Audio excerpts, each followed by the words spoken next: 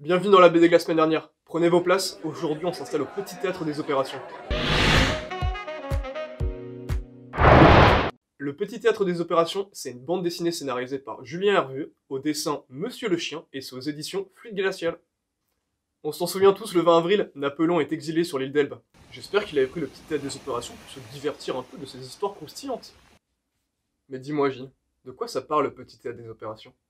Alors, le Petit Théâtre des Opérations, c'est une bande dessinée qui va raconter en fait plusieurs petites histoires insolites autour des deux Premières Guerres mondiales. Donc, on va retrouver notamment, par exemple, l'histoire de Stone, qui est un petit village en Ardennes où il y a eu de nombreux conflits entre la France et l'Allemagne. Le village, il me semble qu'il a été 17 fois repris et passé d'un camp à l'autre.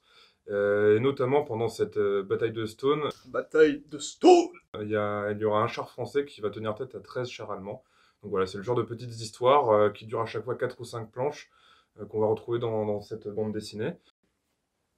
Toi là-bas, pourquoi t'as aimé cette bande dessinée ? Alors pourquoi j'ai aimé cette bande dessinée? Tout simplement, de base, je suis quelqu'un qui adore l'histoire. Et en étant un enfant de la Somme, en plus de ça, j'ai été beaucoup notamment marqué par l'histoire des conflits mondiaux comme la Première et la Seconde Guerre mondiale. Donc déjà de base, c'est forcément des périodes qui vont me parler et un sujet qui va beaucoup me parler. J'ai aimé aussi, c'est que en plus d'avoir donc ces petites histoires en 4, 5, 6 planches, on a également en fait entre chaque histoire des fun facts, donc des le savez-vous sur une seule planche, qui vont par exemple nous expliquer pourquoi on monte aujourd'hui à gauche dans les avions. Donc c'est toujours bon à prendre. Chaque histoire, elle est ponctuée en fait par une planche que vous allez voir ici normalement, sur lesquelles on retrouve des photos historiques d'époque concernant du coup au personnage ou à l'histoire décrite, et avec un paragraphe un peu plus du coup écrit et textuel qui va nous recontextualiser un peu mieux le propos. Que malgré la lourdeur du propos, le ton est très humoristique au final. Les auteurs de la bande dessinée ont su rendre ça plutôt léger, tout en restant bien évidemment intéressant et en respectant l'histoire. Mais voilà, le propos est vraiment, vraiment agréable à lire et c'est pas du tout pesant en fait.